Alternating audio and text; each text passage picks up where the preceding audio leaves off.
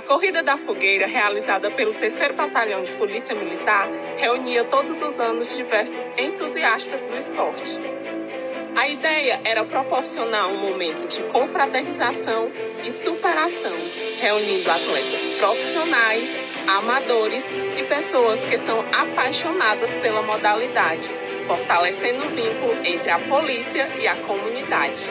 O evento começou a ser realizado ainda na década de 70, sempre no mês de junho, em alusão ao Dia da Fogueira, com o intuito de celebrar o aniversário da Polícia Militar. No início, apenas militares do sexo masculino participavam da corrida, e o percurso era nos arredores do batalhão.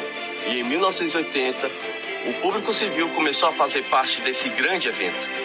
A participação feminina só foi possível no ano de 1996. A partir de então, a Corrida da Fogueira passou a reunir ainda mais adeptos. A última edição da Corrida da Fogueira foi em 2015. Agora, 10 anos depois, a celebração que reforça a história, a disciplina e a integração da PM volta com força total e traz de volta a chama que simboliza o espírito da instituição, no ano em que comemoramos os 190 anos da Polícia Militar.